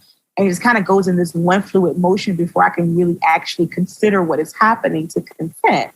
And unfortunately, I think my story is not unique. I think a lot of us engage in sex in that way, right? It's not at all. It's not unique. I have heard so many women say that he was giving me head and next thing you know. Yeah. Next thing you know, we're having sex, right? So I can't enjoy what is happening. Not because I have these hangups about consent. I won't learn about that until later. Yeah. Because I have broken my promise. I had to God, to my mom, to the church, to my dad, to myself, to everyone. I failed. I'm a failure. I'm a whore. Basically going through that level of trauma is really what it is. It's emotional trauma. I can't enjoy this moment, which should be like a special moment. I think a person's first, intimacy should be a special moment. I don't believe in the whole, I gave it my virginity. They took my virginity. You grown, you consent, hopefully. Yeah. Like, so this is I don't believe in taking a virginity. I think language is really important. I don't believe in taking a virginity. First moment of intimacy, a sexual intimacy, and like I should be able to like kind of enjoy it and relish it. I have transitioned into womanhood, or I should say, at least I have begun to experience my own body in that.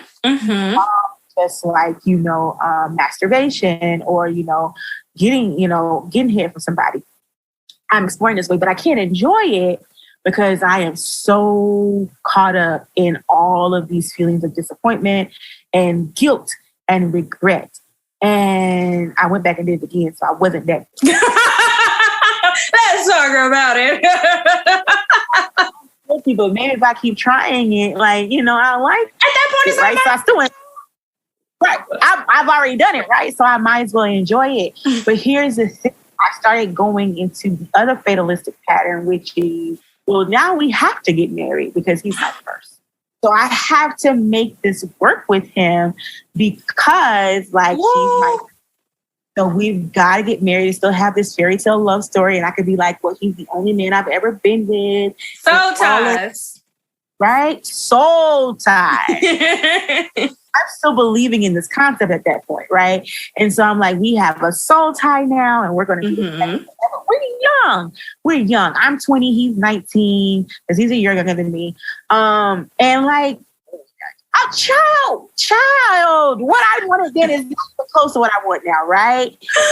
I don't know that, what future Danyelle is going to, want, but in my head, I am grappling with and wrestling with the weight of this experience. Because I need to validate and to consecrate and sanctify my sex by marriage.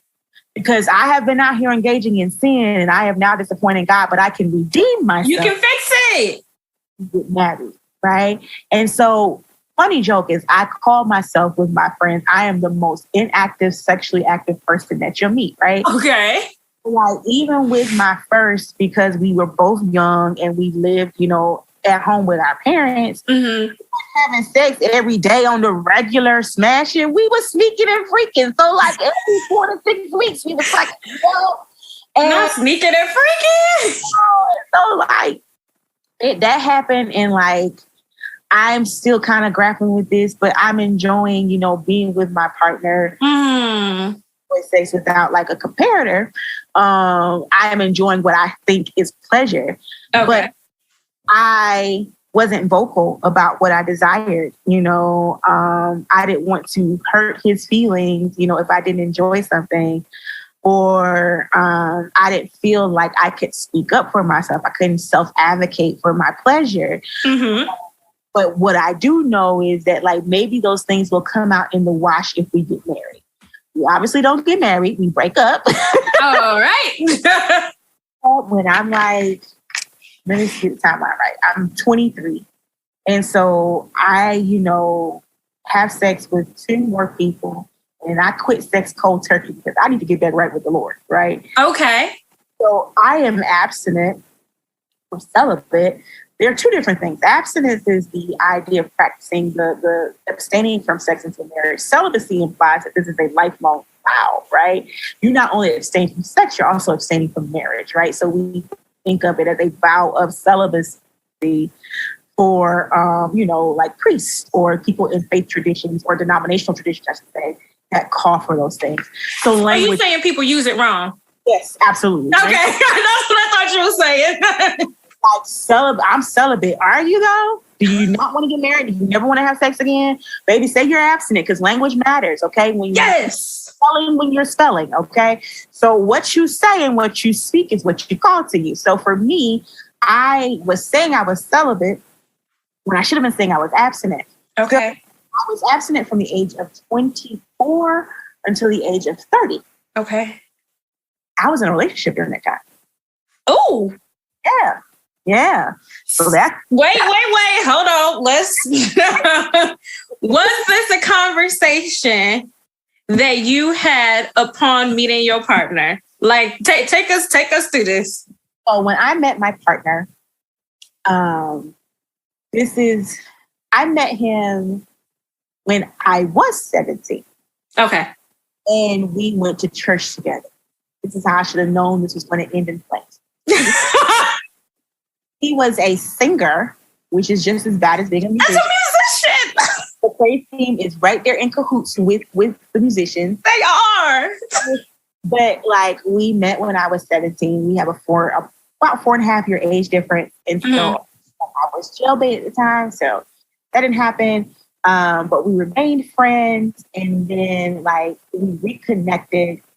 We lost touch and then we reconnected when I was like 24. He was turning 28. I remember because he sent out a birthday text. Like he sent out a mass text message to everybody about his birthday. And like, that's how we started talking again. And then like, basically our first date was a road trip to DC. We were in Atlanta. So it was a road trip to DC. Now, mind you, this is my friend. So it's not even like it's some random stranger. This is somebody that I knew. Okay.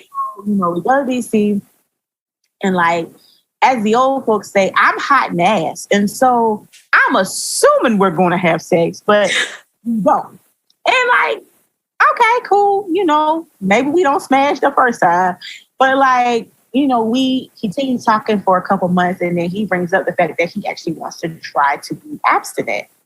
And I was like, I've been doing it for a year, no big deal. I'm assuming, this relationship has a very clear, like, end date in terms of the celibacy thing or abstinence thing, because like clearly we're going to get married within at least the next, year or so, right? Because you've known him for that long too.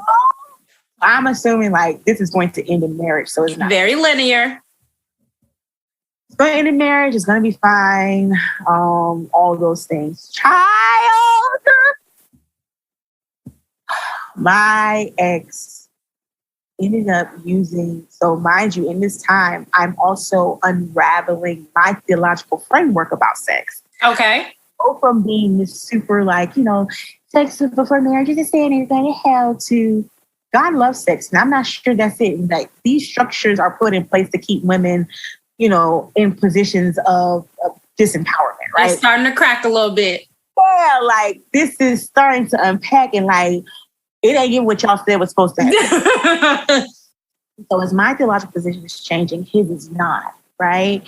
And it becomes less about like, I'm waiting until marriage. So like we're in a relationship off and on 5.5 years. We were together 2 years the first time, broke up for a bit, and then got back together when my dad passed away. He started supporting me, and like my dad passed away in January. I went to his birthday party in February, and then like we started talking again and got back together. Mm-hmm. That's how it ended up us getting back together and doing another 2.5 years together, right? So we off and on for 5.5 years. We've been in this relationship. By the time we get back together the second time, I'm in a whole different theological framework. You're a new woman. Yeah. The first time we're together, I'm writing a book called Closed Legs Do Get Fed. And it's all about navigating celibacy while you're in a relationship. Closed legs do get fed. Oh, that might be the title. Neat though, right? You ought to name this episode that title. This and like because people there's a positive feedback loop that we don't talk about with purity culture that really will fuck you over when it ends. Okay? Let's talk about it.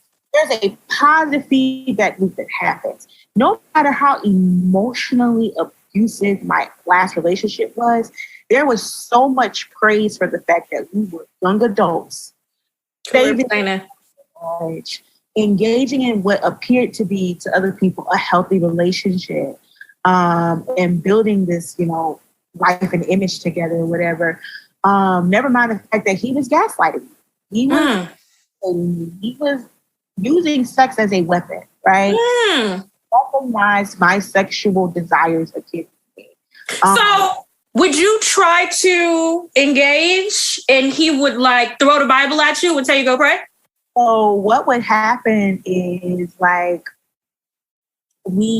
towards maybe the last 18 months of our relationship, I would go hey, listen, sex. So I'm clearly communicating. Sex is important to me now. Sex is something that I would like to have in this relationship. I am no longer interested in, continuing a romantic relationship where sex is not involved, because sex is an important part of emotional connection for me. Right?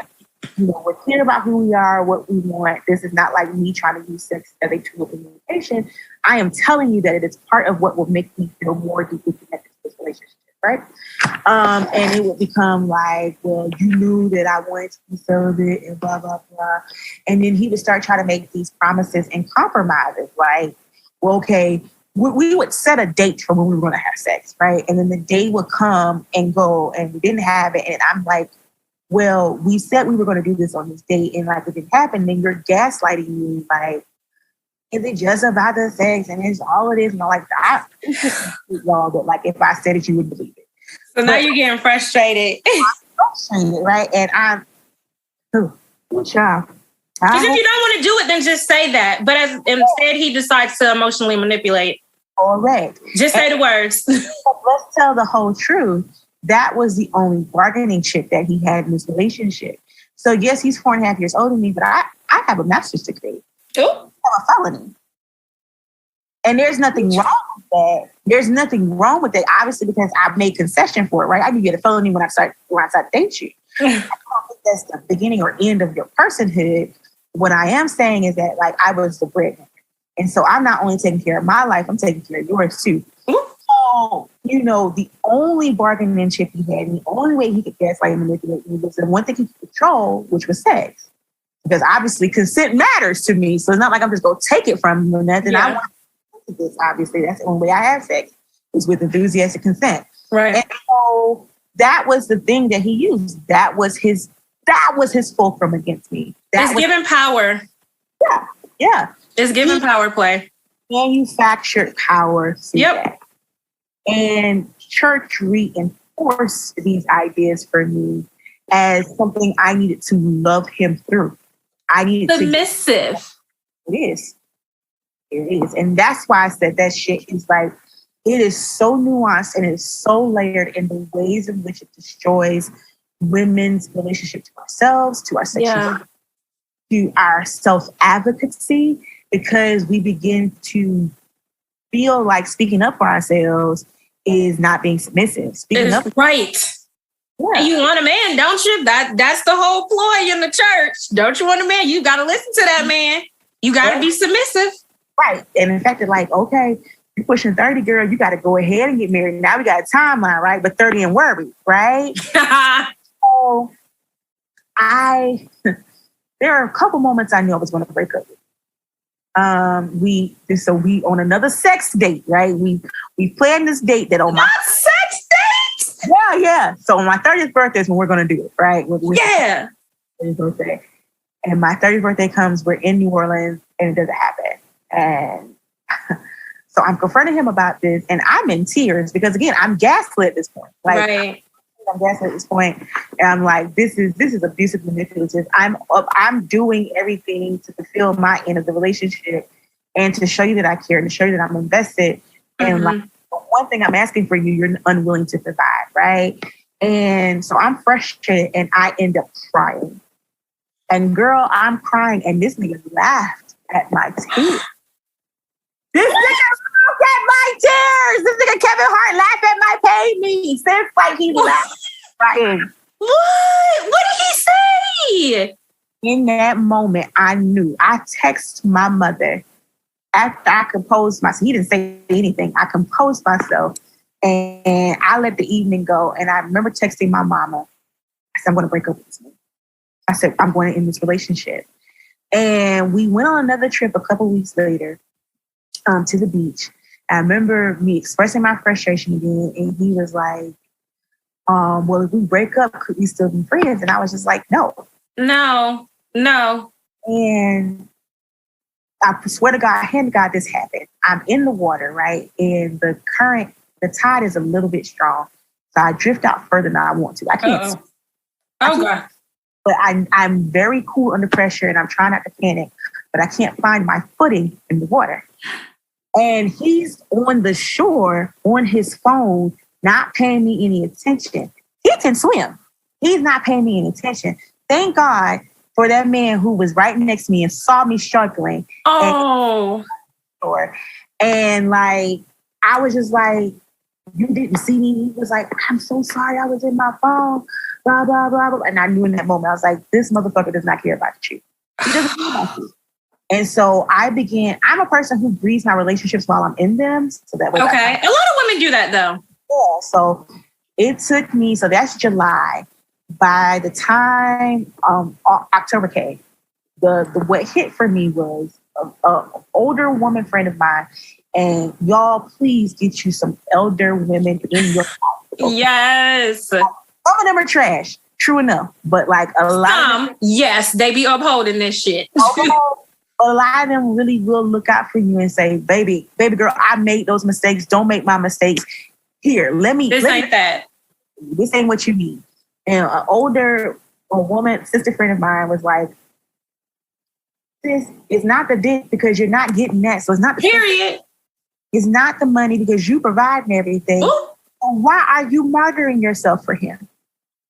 And when I could not come up with an answer, I wrote him a breakup letter. It was 4,332 words. I remember to this day. And all about how he got me fucked up. I'm mad you know the word count. Listen, because it's one of the most beautiful things I've ever written that the public will never see, right? Okay, I know that's very intimate, but I am sure it was great. It's fantastic. I've let other friends read it. And I'm like, I let him know. I said something to the effect of like, I kept easing my boundaries, hoping that I finally engage in a way. And all it did was left me with erased boundaries and hurt feelings, right? But that's my fault. I own that, right? Yeah. I don't do this anymore. So I break up with him. Y'all, all them words, that motherfucker wrote me back 2 sentences. 2 goddamn sentences, okay? And that's when I learned never waste your paragraphs on a motherfucker. Listen. But no. That's like when you text me in paragraphs and they respond to... Listen, do not text them niggas paragraphs, okay? Where was you at 2 months ago when I played myself, Danyelle? Where were you with this message? That should have been a dating tip. That's the one thing I learned is do not text them niggas paragraphs, okay? Don't waste your time. Do not waste your time. They do not feel about it. Because the thing is, they knew what they're doing to you. Yeah. You spelled it out with 4,300 some words. What I was doing before I even sent that to him, right? Yeah. He basically just like, well, I got caught now. She done figured it out. Like, well, that's a L. Basically the way it goes. Like they know how they're treating you. They know how they are responding to you. And most times they know they're gaslighting because they're doing it intentionally, right? Yeah. All men are bad. But what I'm saying is that if I had an experience of God that saw me as holy simply because I existed and not as something that I had to obtain, I would have valued myself more and not stayed in a relationship where my needs were not being met and thinking that I could love someone to the place of meeting my needs. Woo! That is what I resent the most about that particular culture and about that particular indoctrination, is that it kept making me feel like I needed to die all over again like Jesus. I needed to murder myself for the sins of the person I was engaged with, instead of saying, you know what, you're not meeting my needs and I need to go get my needs met. And wait, let's hold it right there for a second, because what you're tapping on is this part of submission. And it's like sometimes these niggas be wrong and I gotta listen to them anyway. Yes. Like, why? And this is one of my questions. Why is the emphasis always on women? Yeah. Why? Yeah. Sometimes they be wrong. And according to peer culture, if this is what I want, Right. If I want a man so bad, I got to listen to whatever he says and whatever he does. And we just made a full circle here because now we're talking about emotional abuse and manipulation. Yeah. And that's the thing. It's not, as people have probably figured out by now, it's not actually about the sex. No, not at all. It's about this idea in this culture that typically puts women in emotionally abusive or physically or sexually abusive situations. Yeah. It puts us in position to be abused because we're using something so deeply intimate and vulnerable as one's relationship to their spirit and to their idea of what divinity looks like, right? Yeah. Experiences of God. We're using those things and people's desire to be in a really good, strong relationship to that. Yeah. And using their desires to also want to fulfill all of these blueprint, checklist things of being married, of having children, of insert thing here. I mean, basically for women, they tell us that's the pinnacle of our womanhood is to be married and to be partnered. Yeah. Because damned if you don't. Damned if you do, right? Yeah. And because we're so busy trying to attain those things, they give us these ideas of like what we need to sacrifice for, particularly for Black women, right? Is we really kind of get this, I hate to describe it this way, but it's like this buck breaking type of thing. Like they want to break our spirits. They want to break us down because, and this is not all Black. I shouldn't have to say not all Black men, but I know I got to because I don't want y'all in y'all bed. My platform, they know I don't play that not all shit. Say what you want, they will get the smoke because I don't play that. I shouldn't have to disqualify my comments because y'all don't understand context. So for one, the pulpit is the last bastion of Black male supremacy. It's where they find power in a white supremacist world that will not give it to them. Black men are so busy trying to find or define masculinity and leadership within the framework of white heteronormative patriarchal structures. And so it becomes this great value version of that. And it's all like you don't have any actual real world power, just like me, because, we are marginalized. Some of us have to walk in a triple consciousness, forget a double one, as a Black consciousness of being Black and a woman. Being queer, you have to be Black, queer, and, gender conscious. You have to be, if you're disabled. Yep. And, and maybe gender conscious. So there are so many consciousnesses you have to be aware of. And so when we find Black men and we call them the white women of the race. That was the best article I ever read in my life. And I quote it often. Because it comes to this idea of like, yes, you have a marginalization. However, you tend to exploit where your dominant trait is, where you do not have that intersectional axis of oppression. So for white women, it is their race that they don't have it. And for Black men, it is their gender where they do not have it. You exploit that at the expense for those of us who have double, triple, quadruple, multiple axes of oppression. Yep. So what I find frustrating is that we're trying to submit to people who really have no idea of what leadership actually is, because they make, again, this great value market pantry, insert house brand here. The giant version. Shoppers version, yes. Or the Kroger brand from my folks back in Atlanta. Yes. You're trying to make this store version of masculinity, and you think simply being male and simply maybe bringing in a check or even earning a higher income is sufficient enough to say, I'm a leader. And I am man. Hear me roar. When true submission really looks like you make me feel safe enough, and safety means you do provide for me. It means you do take my needs and my desires and my hopes and my dreams, not only into consideration, but into accountability. It means room for those things. It means I can trust you with my life, so I don't need to fight you. I don't need to fight power, because I know that you use your power to further good for both of us. Yes. your power to oppress me. So it's not that we have a problem with submission. We have a problem with finding things worthy to submit to. Because if I got to survive and do it by myself, or at least do it so much where it feels like I'm by myself, what am I submitting to you for? How can you lead us? You have no idea. And leadership. Where are we going? Where are we going? I don't want to ride or die. I'm not dying anymore, okay? Because I don't want to ride or die. We end up dying. Our dreams die. Our hopes die. Our personhood dies. And unfortunately, especially with this being October and Domestic Violence Awareness Month, sometimes we literally die. Right?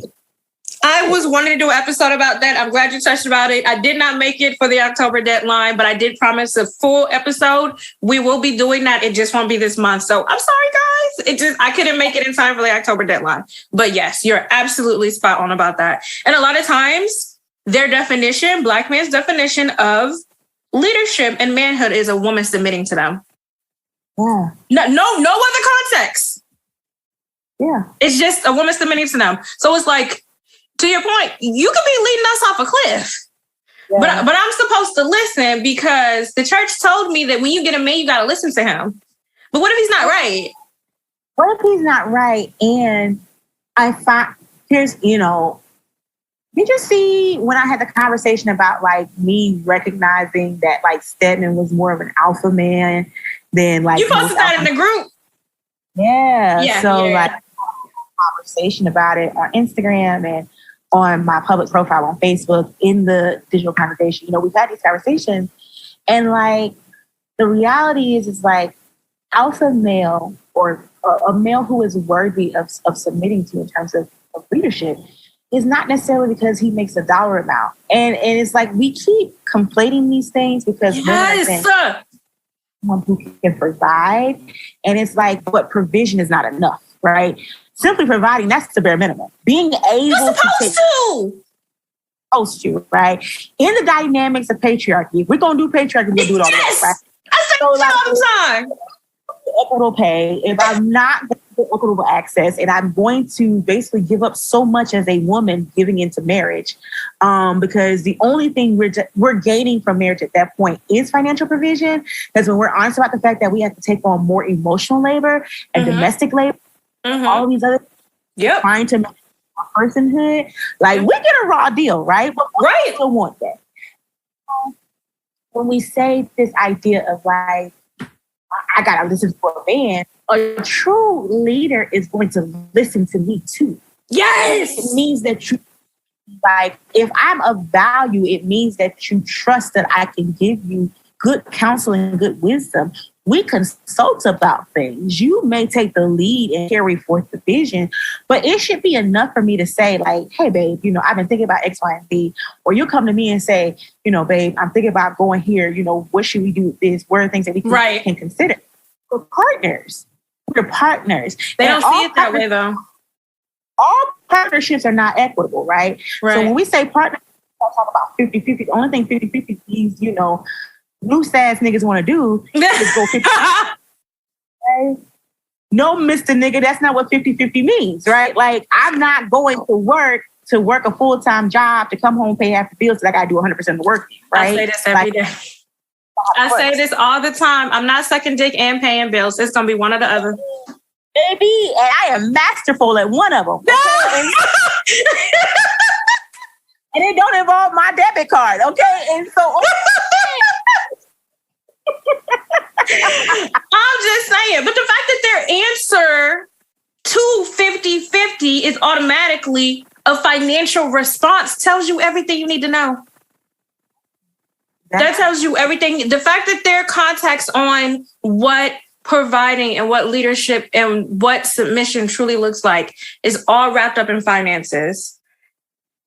Like what? It's just so much more. And so this is why I started this with purity culture messes us all up. And now that we've peeled this back like an onion with layers, like now that we've gone through this, you see how it impacts not just the women, but men too. Y'all got some soul searching and some unpacking to do as well on this, because it's not just that. You do have to provide some sort, like you said, if we're doing patriarchy, let's do patriarchy. So you do have to provide some sort of safety and some sort of safety net. for your partner, because a woman who is submitting to you is still your partner. Yeah, and I find it like so interesting is that like most women, particularly Black women, okay, because I can only speak to the experience of being a Black woman. Right. We are not enculturated to be cared for. That is not our socialization. Yes, you're correct. Socialized to work and to work hard and to bring in things and, you know, to take care of the household, to hold it down, to always be able to survive. And we're supposed to find honor in that.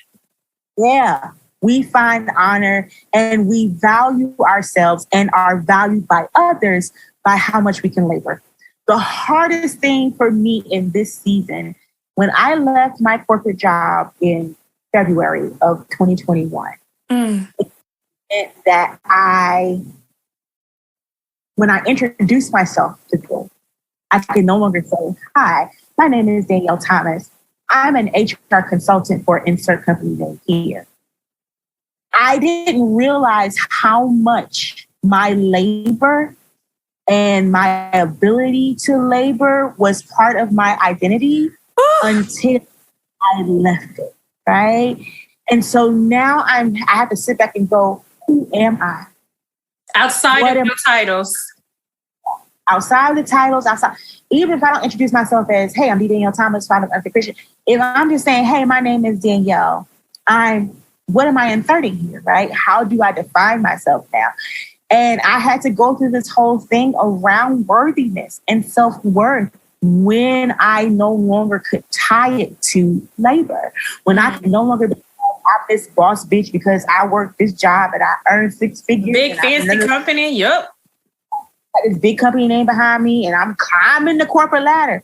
What does it mean? The same thing with beauty culture. Back to my notes about the positive feedback loop. That's the part we don't discuss enough is what happens when your abstinence ends, even if it's by marriage. Even if it's by marriage, you followed the, protocol and you've gotten married, but now everybody knows you've had sex. And your claim to fame and your worthiness and your value and your identity was the fact that you hadn't. And so now who are you? As a person that's having sex. Even if you're doing it the right way, you're leading into something good, because I wanted to talk about how this culture, this whole thing of purity culture makes sex an identity.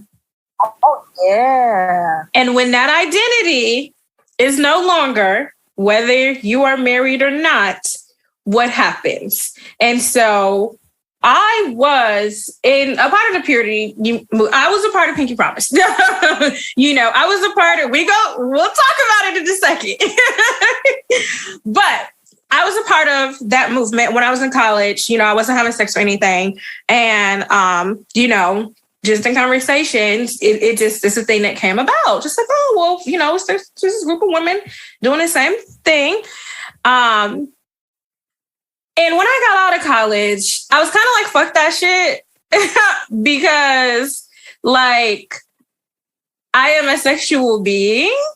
And I didn't think that there was anything wrong with that. I want my body to be touched. I want to touch men's bodies, and as long as I'm being safe, what is that to anybody else? And that doesn't make me less of a woman for having sexual experiences. It's really just not nobody's business. Now, I think that if we're going to talk about sex and abstinence and what we're teaching young folks, I would like to talk more about discernment, about who you're picking for your partners. But even then, I know some women who just wanted to get the sex out the way, So, but if we're going to be teaching things to younger folks, that's where I would have liked things to go. But back to the identity portion, I do find that being a virgin or being celibate, some women put themselves on a pedestal because they think they're better than the rest. Plenty of houses get married. Houses get married every day. Okay? Houses getting married every day. And they're not hoes. I'm just saying that just to be facetious, but they're not hoes because they have sex. But like, my thing is, has anybody actually talked to these women who waited and who never had sex until they got married and talked to them and saw what happens after this identity is no longer there. Hi guys, this is Jazmine Karess in post-production. Hate to do this to you guys again, but Danyelle and I went on for another hour about purity culture. The topics included how we feel that the church has not been doing a good job when it comes to single people, and I feel sometimes actually keeps women single on purpose. How purity culture preachers tend to exploit single Black women. We also got into the tea about Danyelle's explosive article on the popular purity leader Heather Lindsay. And I also shared about my time being involved in Heather's Pinky Promise program.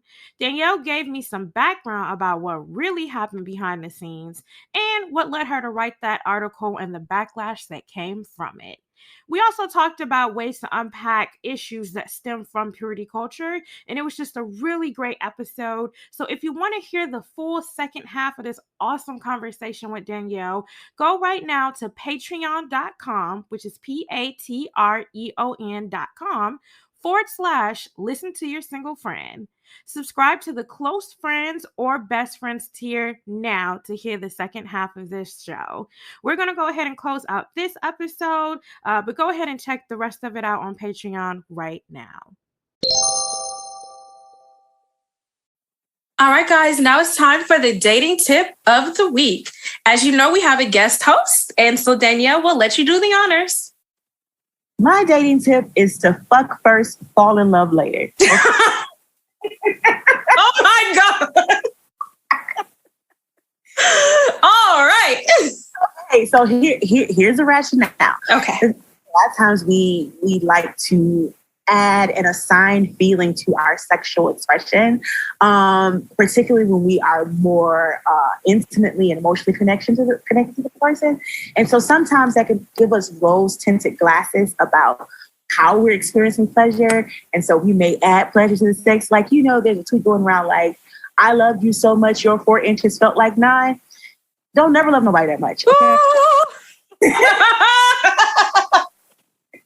Get what you need. And if you go ahead and kind of get sex off the table, out of the way, you can find out if you're sexually compatible. And it doesn't mean like the first instance may be the best sex you've ever had. But you can find out if somebody's teachable. You can find out how they explore and give and receive pleasure. If there are just hard deal breakers in the sexual experience before you get your heart caught up. It's harder to disconnect with somebody that you're emotionally invested in as opposed to someone that you have just sexually engaged in. So, but first, fall in love later. All right. That is your dating tip for the week. We got a letter? We did. We just got a letter. We just got a letter. All right, guys, it's time for Down in the DMs. This is a segment where you guys send in your advice letters, questions for dating advice, etc. If you have a question or you want to send in a letter regarding something you're dealing with in your dating or love life, go ahead and send me an email at listentoyoursinglefriend.com. Or no, listentoyoursinglefriend@gmail.com. And please put Down in the DMs in the subject. So this week we have a short question. Danyelle, I usually name my letter writers. Can you come up with a female name, a name for a girl? Jamila. Mm-hmm. Okay. All right. This letter is from Jamila. All right. It says, hi, how soon is too soon to meet a guy's friends? There's this guy I've been dating on and off for about 3 months now, and he has recently asked if I wanted to come to brunch with him and his friends. We haven't been dating consistently, so I don't know if this is too soon or not. What do you think? Thank you, Jamila, for your letter. Danyelle, go ahead and let her know what to do. Girl, go to brunch with his friends because, see, y'all haven't been dating consistently, and maybe you might meet your soulmate in his friends. So go ahead, go to brunch. I was not expecting that, but I'm here for it. Go ahead and go to brunch. Like, I mean, because I don't know if this, based on the fact that it has been an inconsistent dating relationship, Mm-hmm. don't assign too much intention around him bringing you around his friends. Right. Not in the case of like, I'm seriously digging this girl. I've really been into her. I'm going to put her before the vetting council, basically, right? Mm-hmm. hey, you know, if you're doing a thing, we're doing a thing, you want to come do that thing together. And like, girl, if he's not that serious about you, one of his friends might be. And so you don't owe him any kind of obligations. So enjoy yourself, get him to pay for your brunch. Of course, he better. That's like a given. You know, just see what it's about. Like, but also you get to see him in his element with his friends. Yeah. Or if this is something you want to deal with, it's not always his choice. This is literally, everybody's making a choice. Everybody's consenting, and you get an opportunity to make a choice too. So take your observations and see who he is and how he is with his friends. Is this something that you want? Because also part of being in romantic partnership is being in a friendship too. Yeah. Friend self, a person you can be friends with. Yeah. Is that something that you would desire in the way that he treats his friends? Do you want to be treated that way as well? Because I'm kind of already iffy about the fact that he is not consistent. Y'all are kind of dating inconsistently. I treat my friends better than that. Yeah.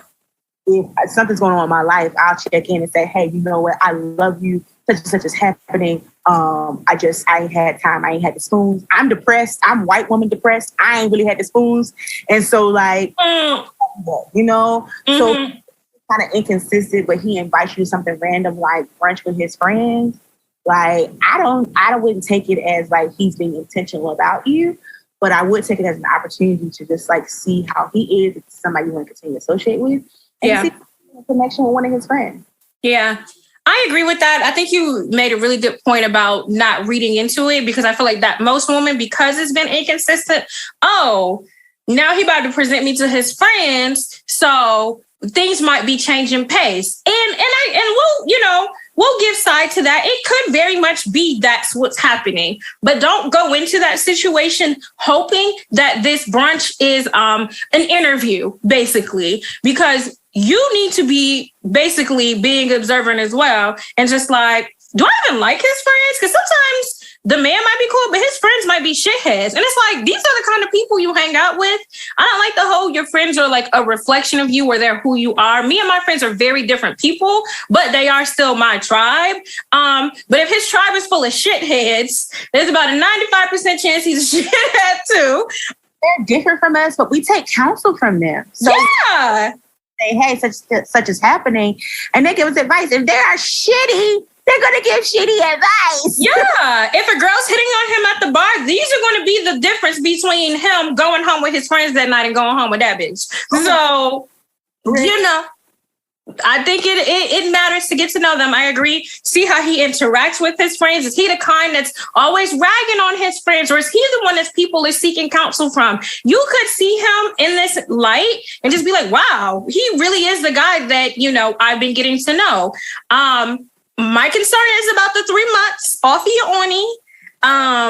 I'm all team. I would hope, I'm going to assume by the way this letter is written, he is the only person you're dating. I believe in roster dating. I believe in dating more than one person at the same time until you've established exclusivity.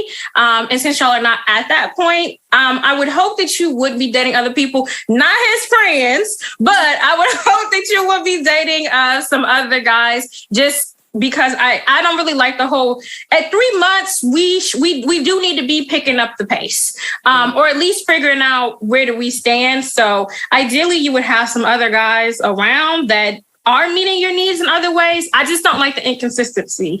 So ideally I would go on the brunch, just let it be what it's going to be. Have a good time, have some mimosas, do what you do. Yeah. Maybe. It's not a date.